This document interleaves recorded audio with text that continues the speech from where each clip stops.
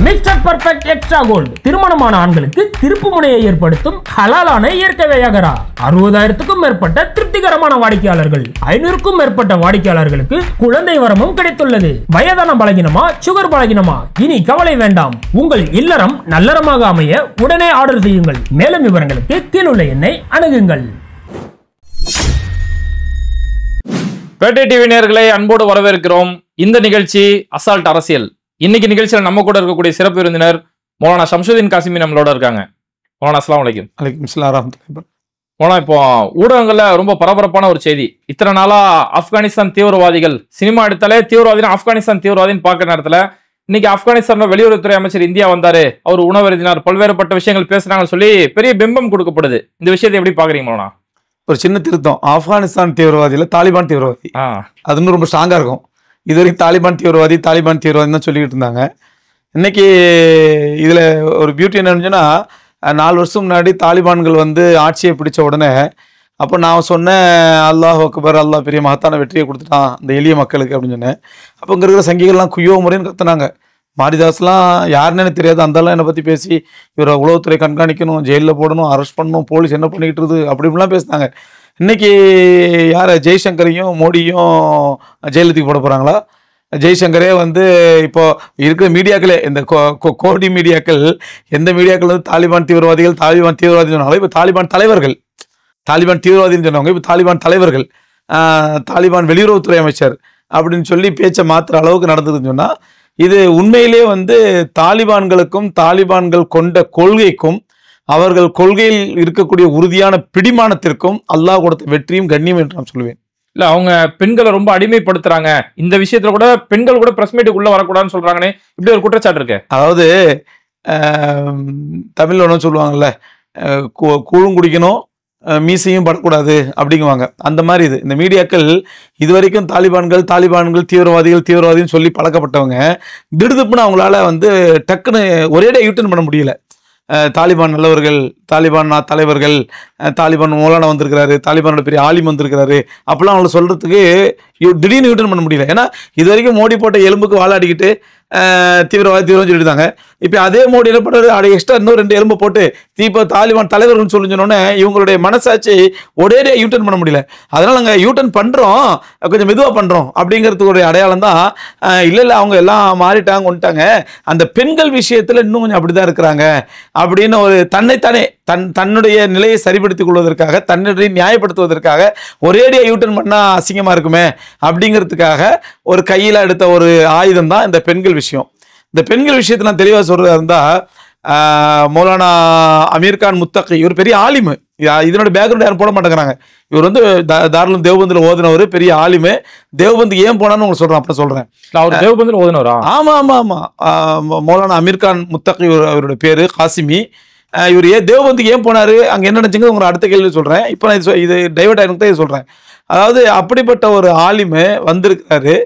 இவர் என்ன சொல்றாரு அப்படின்னு சொன்னா, இவர் பிரஸ் மீட் நடத்துறாரு. ஃபர்ஸ்ட் ஆஃப் ஆல் இந்த பிரஸ் மீட்ல என்ன சொன்னா, ஒரு வெளிநாட்டு தூதரோ, ஒரு வெளிநாட்டு அரசியல்வாதியோ இல்ல வெளிநாட்டு ஆட்சியாளரோ ஒரு நாட்டுக்கு போறாங்கண்டா, அவர் யாரை சந்திக்க வேண்டும், யாரை சந்திக்க மாட்டேன் என்று சொல்லக்கூடிய முழு உரிமை அவருக்கு உண்டு. நீ சொல்றாலாம் சந்திக்க அவசியம் கிடையாது. அவர் ஜனாதிபதி கூட நான் ஜனாதிபதி சந்திக்க மாட்டேன், நான் துணை ஜனாதிபதி சந்திக்கிறேன் அப்படின்னு சொல்லி ஒரு உரிமை உண்டு. நீ ஜனாதிபதி சந்திச்சு தான் ஆகணும்னு சொன்னா அவர் கன்வின்ஸ் பண்ணும்.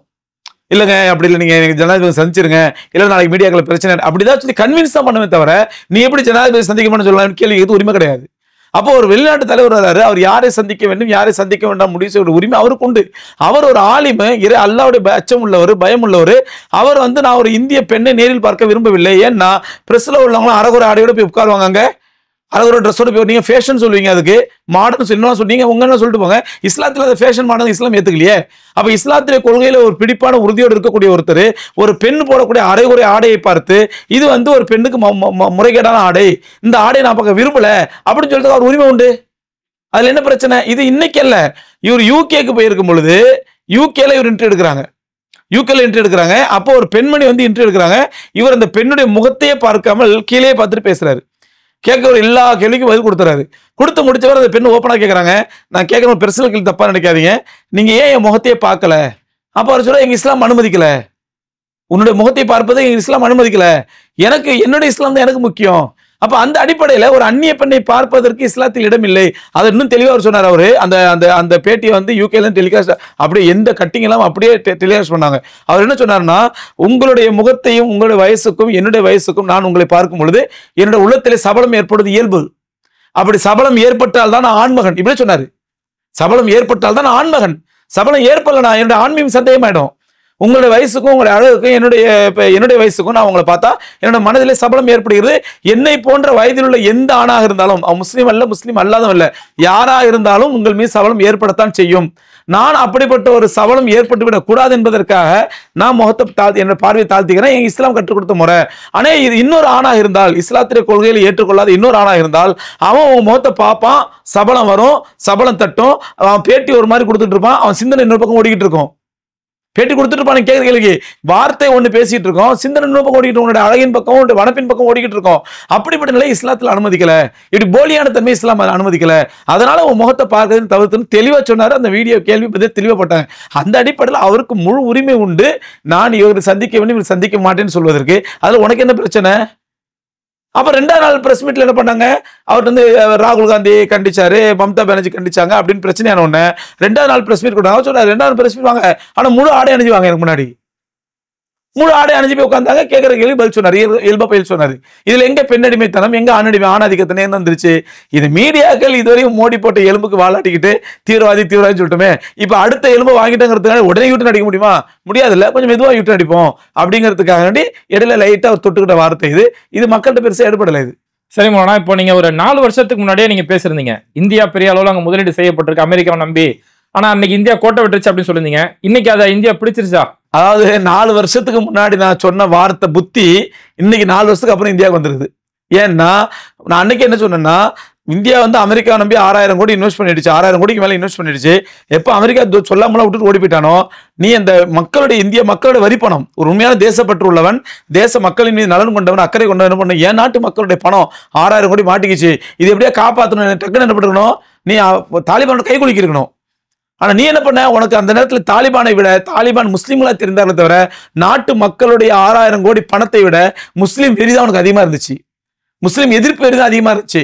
அதனால தாலிபானை வெறுத்த, தாலிபான் தூதரகத்தை மூடினேன், நீ தூதரக அதிகாரிகள் பூரா வாபஸ் வாங்கினேன். ஆனா என்ன பண்ணிட்டான், ரஷ்யாவுக்கோ சைனாவுக்கோ அந்த இஸ்லாம் எதிர்ப்பு வெறி இல்லை.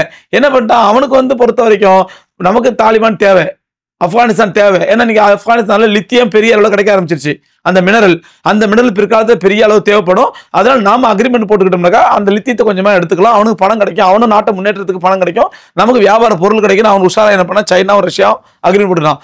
சொல்ல போனா சைனா ரஷ்யா எப்படிப்பட்ட சொன்னா, ஆப்கானிஸ்தான் அமெரிக்காவுக்கு முன்பாக எதிர்த்து போராடியது ரஷ்யாவை தான். யுஎஸ்எஸ்ஆர் இருக்கும்போது யுனைடெட் ஸ்டேட்ஸ் சோவியத் ரஷ்யா அப்படின்னு இருக்கும் பொழுது, யுஎஸ்எஸ்ஆர் அப்படின்னு இருக்கும்போது ரஷ்யாவை ஏற்று தான் தாலிபான்கள் பெரிய போர் நடத்தினாங்க, ரஷ்யாவுக்கு பெரிய பாதிப்பு அதனால. ஆனா அந்த ரஷ்யாவே டக்குனு கை கோத்துக்கிட்டான். ஆனா உனக்கு என்ன கேட்டு கை கோத்துக்கு 4 வருஷம் இருக்குது. அப்ப நீ அன்னைக்கே கை கோத்திருந்தா அந்த 6000 கோடி நமக்கு காப்பாத்து. நீ அந்த 6000 கோடி எப்படி சொன்னா, இவர் வந்து பேஸ்மெண்ட் போட்டு வந்துட்டாரு, யார் நம்ம மோடிஜி போய் 6000 கோடிக்கு பேஸ்மெண்ட் போட்டு வந்துட்டாரு. அந்த பேஸ்மெண்ட் ரஷ்யா வச்சா பில்டிங் கட்டிக்கிட்டான், அவங்களுக்கு சாதகமா போயிருச்சு. ஆமா பில்டிங் கட்டிட்டான். அவனுக்கு இப்ப பேஸ்மெண்ட் பண்ணி சொன்ன கேட்க முடியுமா? அவன் நீ போட்டு பேஸ்மெண்ட்லாம் பில்டிங் கட்டிட்டு போயிட்டான். இப்ப சொந்த பில்டிங் அவனுக்கு சொந்தமாயி போச்சு. நம்ம 6000 கோடி இழந்துட்டு இப்பதான் நமக்கு புத்தி வந்திருக்குது. இல்லைன்னு சொன்னா 4 வருஷத்துக்கு முன்னாடி கை கோத்திருந்தா அந்த 6000 கோடி மீட்கப்பட்டிருக்கும். இன்னும் இந்தியாவுக்கு பொருளாதார ரீதியாக நிறைய பலன்கள் ஏற்பட்டிருக்கும். இது மோடிக்கு லேட்டா வந்த புத்தி. இல்ல இப்ப லேட்டா புத்தி வந்த பிறகு இப்போ ஒரு ஒப்பந்தம் கையாளப்படுது. இதுல யாருக்கு லாபம், ஆப்கானா இந்தியாவா? இதுல இன்னொரு விஷயம், அந்த லேட்டா புத்தி வந்ததுக்கு முக்கியமான காரணம் என்ன அப்படின்னு சொன்னா, இப்ப வெளியுறவுத்துறையா இருக்கிற ஜெய்சங்கர், இவர் வந்து பேசிக்கா இந்துத்துவவாதி கிடையாது. வெளியுறவுத்துறை ஜெய்சங்கர் இவர் பேசிக்கா இந்துத்துவவாதியோ சங்கி மூலையோ கிடையாது. இவர் ஒரு இன்டெலெக்சுவல், நல்ல இன்டெலெக்சுவல், ஒரு பியூரோகிராஸ்ட். இவர் ஐஎஃப்எஸ் ஆபீசர்.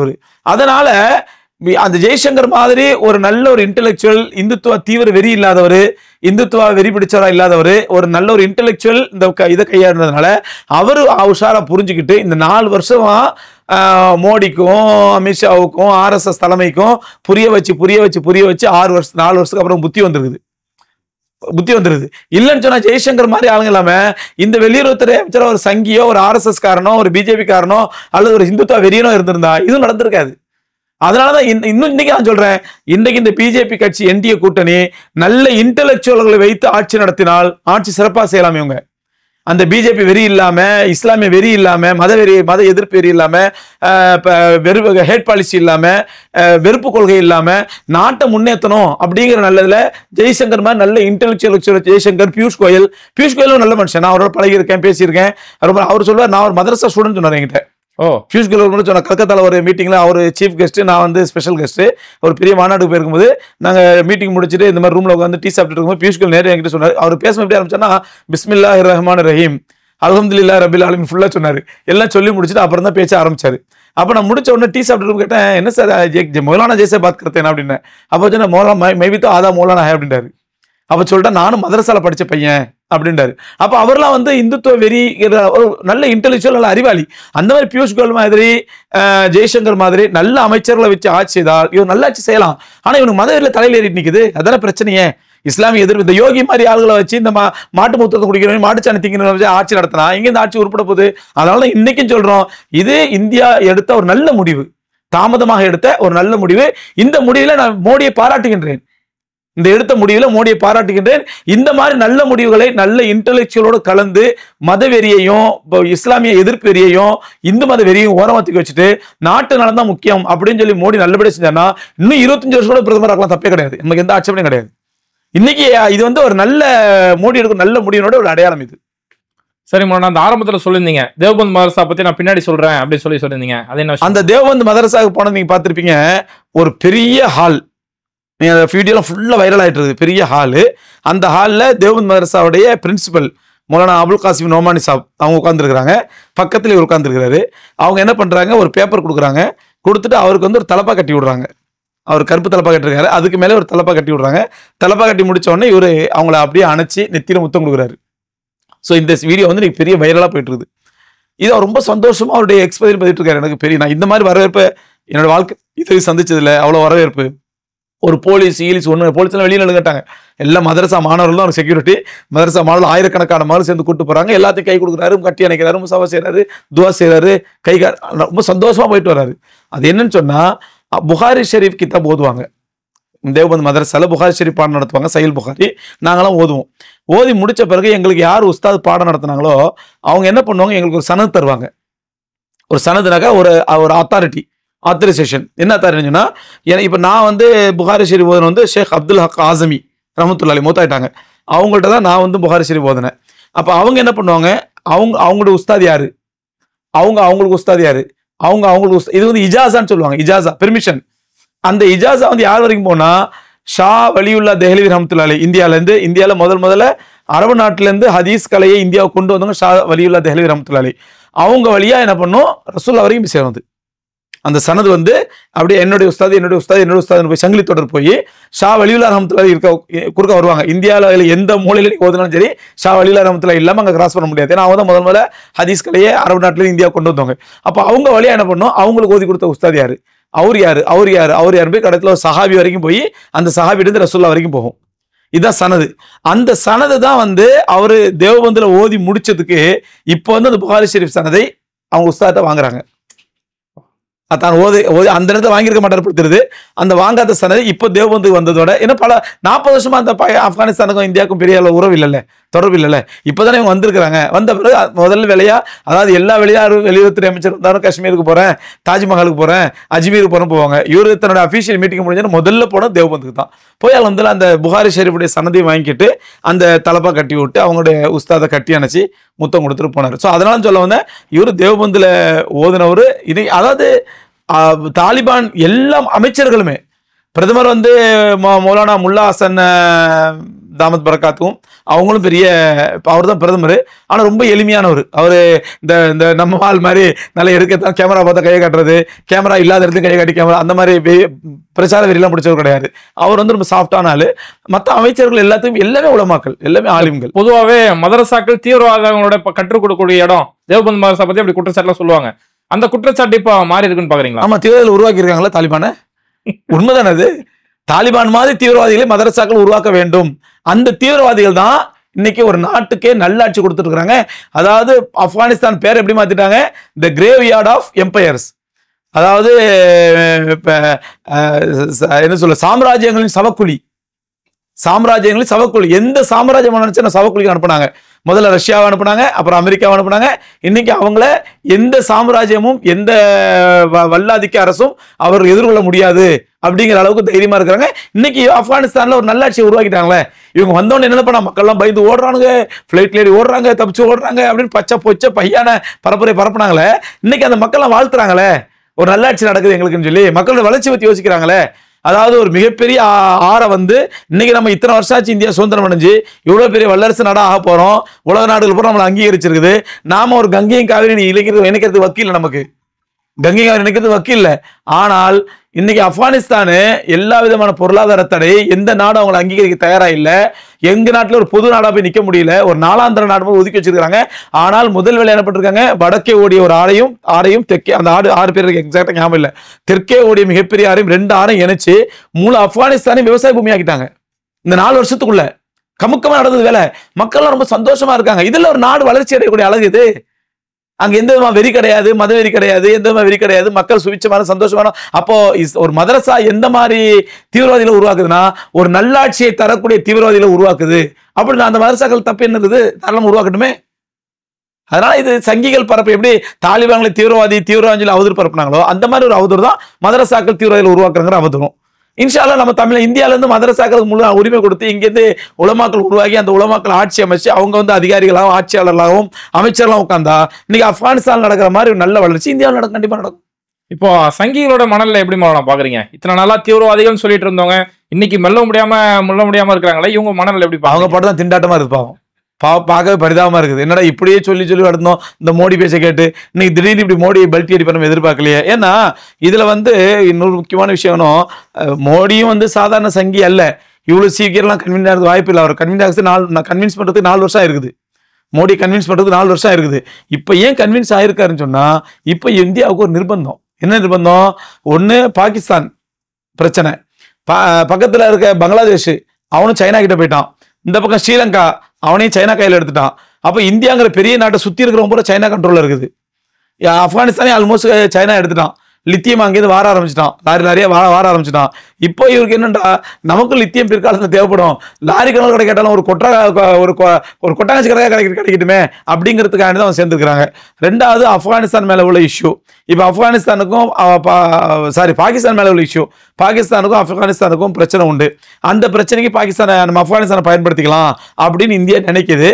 ஆனா இதுல வெளிப்படையா நான் சொல்லுவேன், இந்த ஒரு நல்ல முடிவால் நன்மை அடைய போவது இந்தியாவா ஆப்கானிஸ்தானா என்றால் ஆப்கானிஸ்தான் தான். எப்படி சொல்றீங்க? காரணம் என்னன்னு சொன்னா, இவங்க இந்தியா நினைக்கிறாங்க, சில பேர் சொல்றாங்க இந்தியாவுக்கு பார்ப்பன மூளை, மோடிக்கு RSS மூளை, அப்படியே எல்லாத்தையும் கபலீகரம் பண்ண மாதிரி, இந்தியாவில் உள்ள கோர்ட்டுகளை கபலீகரம் பண்ண மாதிரி, மீடியாக்களை கபலீகரம் பண்ண மாதிரி, பாராளுமன்றத்தை கபலீகரம் பண்ண மாதிரி, எல்லா மாநில MLA-களையும் MP-களையும் கபலீகரம் பண்ண மாதிரி இப்ப ஆப்கானிஸ்தானையும் கபலீகரம் பண்ணுது இந்தியா அப்படின்னு சொல்லலாம். ஆனால் யதார்த்தம் என்னவென்றால், ஆப்கானிஸ்தானுடைய கடந்த கால தாலிபானுடைய கடந்த கால வரலாறை எடுத்து பார்த்தால் அவர்கள் அமெரிக்காவை ஓடவிட்டவர்கள், ரஷ்யாவை ஓட விட்டவர்கள். அவர்களுக்கு இந்தியா ஒரு பொருட்டே கிடையாது.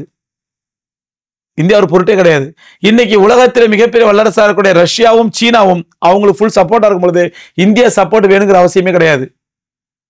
இப்படிப்பட்ட சூழ்நிலையில இந்தியாவுடைய அழைப்பை ஏற்று, இந்தியாவோட ரத்தின கம்பள வரவேற்பை ஏற்று இந்தியாவுக்கு வந்திருக்காங்கன்னு சொன்னா அவங்களுக்கு ஒரு மிகப்பெரிய பலன் இருக்குது. இதுல இந்தியாவோட கை கொடுக்கறதுனால அது என்ன பலன் சொன்னா, அதை சொல்லிடுறேன். என்ன பலன் சொன்னா, வருமான ரீதியாகவோ பொருளாதார ரீதியாகவோ ஆட்சி அரசியல் ரீதியாகவோ அல்ல, அவங்க ரொம்ப நாளா கண்காணிச்சுட்டு இருக்கிறாங்க. இந்த 13 வருஷமா இந்திய முஸ்லீம்கள் படக்கூடிய பாட்டை பார்த்துட்டு இருக்கிறாங்க. இந்திய முஸ்லீம்களும் குறிப்பா தங்களை உருவாக்கிய தாராளம் தேவபந்த் மதரசா உட்பட இந்திய முஸ்லீம்கள் படக்கூடிய இழிவையும் அழிவையும் கண்கூட பார்த்துட்டு இருக்கிறாங்க. இதுக்கு ஏதாவது தீர்வு கிடைக்குமான்னு பார்த்தாங்க. இந்த நேரத்துல தானா கொண்டு வந்து தலையை நீட்டுது ஆடு. அப்போ ஆட்டை உள்ள இழுத்து வச்சு நம்ம இந்திய முஸ்லீம்கள் ஏதாவது நல்லது செய்யலாம். பொதுவா வந்து எனக்கு என்னுடைய எதிரியா இருந்துகிட்டு எனக்கு அட்வைஸ் பண்ண எனக்கு பிடிக்கும், வேலையை பாடுறா அப்படின்றேன். நண்பனாக எனக்கு அட்வைஸ் பண்ணா கேட்டுதானே ஆகணும். அதுவும் அந்த நண்பன் மூலமா எனக்கு சில நன்மைகள் நடக்கணும்னு எதிர்பார்த்தா அந்த நண்பன் சொல்ல கேட்டுதானே ஆகணும். இந்த பாலிசி தான் இப்ப ஆப்கானிஸ்தான் கையில் எடுத்துருக்காங்க. இவங்க கையில் எடுத்திருப்பது பலன் வந்து இந்திய ரீதியாக அவங்களுக்கு பொருளாதார ரீதியாக அவங்களுக்கு பலன் தரத்துக்கு ரஷ்யாவும் சைனாவும் இருக்கிறான். இந்தியா தேவையில்லை, அவங்க ரெண்டுமே போதும். அவங்களுக்கு அரசியல் ரீதியா ஃபுல் சப்போர்ட்டா இருக்காங்க, ஃபுல் ஸ்ட்ராங்கா இருக்காங்க, எந்த சப்போர்ட்டும் தேவையில்லை. ஆயுத ரீதியா முழு பலத்தோடு இருக்காங்க. அமெரிக்காவோட பெரிய பலம்புரை அவங்களோட ஆயுதம் அவங்கள்ட்ட தான் இருக்குது. அமெரிக்கா உருவான பெரிய ஏரோட்ரம் அவங்கள்ட்ட இருக்குது, பெரிய ஏரோட்ரம். ட்ரம்ப் கூட கேட்டிருக்காங்க, எங்கள்கிட்ட தாங்கன்னு கேட்டிருக்கான். இவர் இந்த உட்காந்து பதில் கொடுத்துருக்காங்க, அதெல்லாம் அந்த பேச்செல்லாம் வச்சுக்க தர முடியாது அப்படின்ட்டாரு. அப்படிங்கும் பொழுது எல்லா இன்ஃப்ராஸ்ட்ரக்சர் ரீதியா நல்ல தெளிவா இருக்கிறாங்க. இப்ப அவங்க இந்தியாவோட உறவுகள் ஒரே கூட காரணம் என்ன சொன்னா, ஏன்னா உலமாக்கள் தாலிபான்களை பத்தி எனக்கு நல்லா தெரியும். அதனால அவங்க ஒரே நோக்கம் என்னன்னா இந்திய முஸ்லீம்களுக்கு நல்லது நடக்கணும். இவ பாகிஸ்தான் வந்துட்டு இந்தியாவில நீ வந்து பள்ளியாசில புல்டோசர் வச்சு அடிக்கிறாம, முஸ்லீம் வீடுகளை புல்டோசர் அடிக்கிறாங்கன்னா இது என் உள்நாட்டு பிரச்சனை வேலையை பாடுறான்றான். ஆனா அதே ஆப்கானிஸ்தான் வந்து சொல்லும் பொழுது அதுவும் ஆப்கானிஸ்தான் மூலமா இவங்களுக்கு லித்தியம் தேவைப்படுது, ஆப்கானிஸ்தான் உறவு தேவைப்படுது என்ற பட்சத்துல ஆப்கானிஸ்தான் நட்பு ரீதியாக இனிமேல் முஸ்லீம்கள் கொஞ்சம் ஒழுங்கா இருங்கன்னு சொன்னா 100% இவன் கேட்டுதான் ஆகணும்.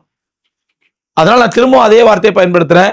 அந்த புல்டோசர் இவருக்கான பேர் என்ன, மொட்டத்தலையன் புல்டோசர் மொட்டத்தலையா இருக்கட்டும் அல்லது டைனோசர் சொட்டத்தலையா இருக்கட்டும், இவங்க 2 பேரும் இனிமேல் அடக்கி வாசிப்பாங்க, அடக்கி வாசிக்கப்படுவார்கள். RSS அவங்களை கண்ட்ரோல் பண்ணும். இப்ப ஆல்ரெடி RSSக்கும் மோடிக்கும் ஒரு பெரிய டக்கப்பார் போயிட்டு இருக்குது. ஏன்னா அதனாலதான் அது நட்டா இதரி மாத்தாம வச்சிருக்காங்க. நட்டா மாத்தா பின்னாடி பெரிய பின்னணி நடக்கா. நட்டா பதவி காலம் முடிய எத்தனை வருஷம் ஆகி போச்சு. இன்னும் பிஜேபி புது தலைவர் போடல. மோடி சொல்றாரு நான் சொல்ற ஆள் தான் பிஜேபி தலைவராக இருக்கணுங்கிறாரு. RSS அந்த விளையாட்டுல இனிமேல நாங்க சொல்ற ஆள் தான் இருக்கணுங்கிறாங்க. ஏன்னா RSS என்னைக்குன்னா அந்த பிஜேபி தலைவரை வச்சு மோடி இனிமேல் கண்ட்ரோல் பண்ணணும், மோடியை ஓரம் கண்டு பாக்குறாங்க. மோடி அந்த சூழ்ச்சி தெரிஞ்சு போச்சு. RSS நம்மளை கால வர பாக்குறான், அதனால இனிமே நம்ம செத்தாலும் சரி பிஜேபி தலைவர் பத்தி யாரும் விட்டு கொடுக்க கூடாது, நம்மால் தான் வரணும் அப்படின்னு பிளான் பண்ணிட்டு இருக்கான். இந்த டக் ஆஃப் ஆகிற நேரத்துல இந்த ஆப்கானிஸ்தான் கொஞ்சம் அட்வைஸ் பண்ணா மோடி கூட RSS மீறி ஆப்கானிஸ்தான் பேச்சை கேட்க வாய்ப்பு இருக்கிறது. அந்த நன்மை நிச்சயமா அதான் ஆரம்பத்தில் சொன்னேன். இந்த ஆப்கானிஸ்தான் தாலிபானுடைய இந்திய வருகை இன்ஷா அல்லாஹ் இந்திய மக்களுக்கும் சுபிட்சம், அதோடு சேர்த்து இந்திய முஸ்லீம்களுக்கும் சுபிட்சம் இன்ஷா அல்லாஹ். சரிங்க மோனா, இந்த ஒரு குறுகிய நேரத்துல இந்த நிகழ்வுகள் சம்பந்தமான பல்வேறுபட்ட அரசியல் விவரங்களை தெளிவுபடுத்தினீங்க. நிகழ்ச்சியில கலந்துட்டு ரொம்ப நன்றி. கண்டிப்பா அடுத்த நிகழ்ச்சியில சந்திப்போம். அஸ்ஸலாமு அலைக்கும். இது மாதிரி வீடியோக்களை தொடர்ந்து பார்க்கறதுக்கு மறக்காம பேட்டை டிவியை சப்ஸ்கிரைப் பண்ணிட்டு இந்த வீடியோக்களை உங்க நண்பர்களுக்கு அதிகமா ஷேர் செய்யுங்க. இணைந்திருப்போம்.